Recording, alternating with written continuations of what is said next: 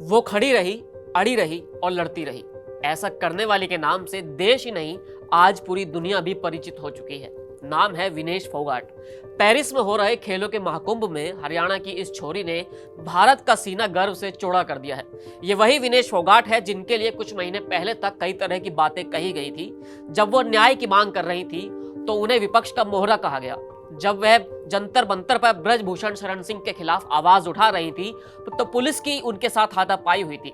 Police की नजर में वो देश की दुश्मन हो गई थी।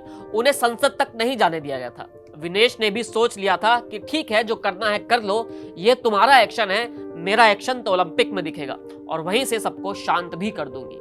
विनेश फोगाट इस बार ओलंपिक में ठान कर गई थी कि विरोधी टीम ही नहीं बल्कि घर में बैठे विरोधियों को भी उन्हें ढेर करना है। विनेश ने जो ठाना था उन्होंने वो पूरा कर दिया है। उन्होंने ओलंपिक में महिलाओं के 50 किलोग्राम वर्ग के फाइनल में जगह बना ली है। विनेश ने पेरिस में तो परचम लहरा ही दिया है, लेकिन वहां जाने से पहले उन्होंने दिल्ली में भी एक दंगल जीता था। दिल्ली के दंगल में उनके विरोधी थे रेसलिंग फेडरेशन ऑफ इंडिया के पूर्व अध्यक्ष ब्रजभूषण शरण सिंह।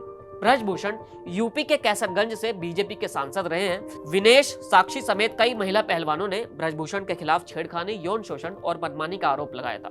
उन्होंने पिछले साल जंतर मंतर पर प्रदर्शन भी किया था। वे नई संसद तक जाना चाहते थे, लेकिन पुलिस ने उन्हें रोक दिया।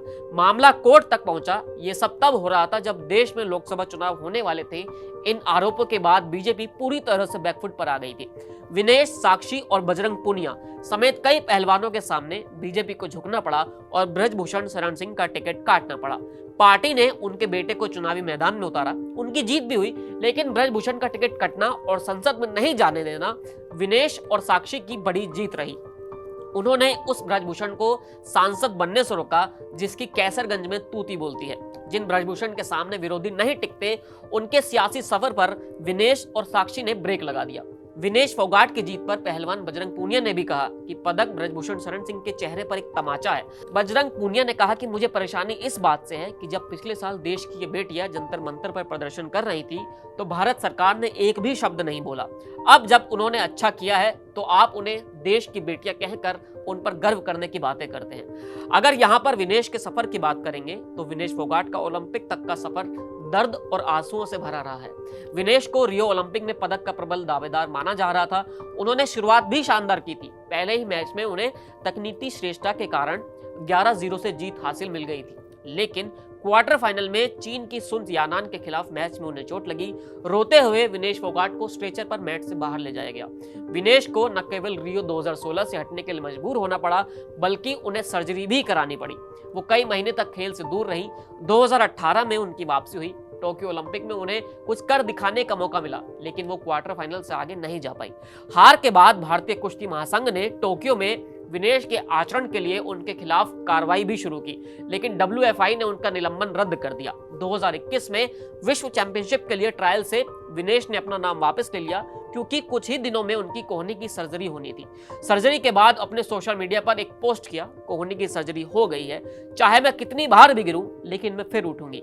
उन्होंने 2022 में उस झटके से वापसी की और बेलग्रेड में हुई विश्व कुश्ती चैंपियनशिप में कांस्य पदक जीत लिया।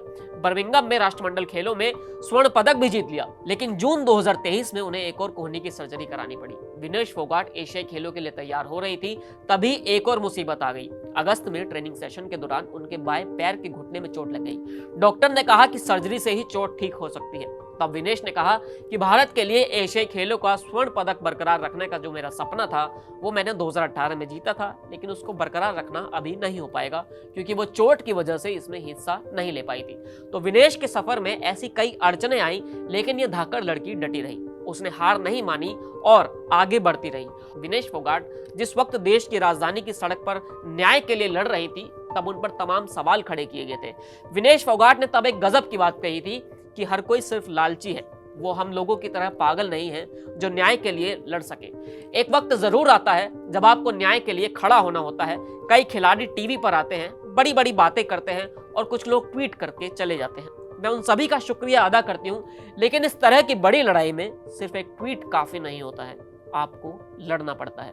लेकिन अब सारे सपने टूट गए हैं क्योंकि विनेश फोगाट ओलंपिक से डिस्क्वालीफाई हो गई हैं, और वो भी इस तरह कि सिर्फ 100 ग्राम वजन की वजह से गोल्ड मेडल का पूरा सपना टूट गया है। इस वीडियो में इतना ही, फिर मिलेंगे नई वीडियो के साथ। शुक्रिया।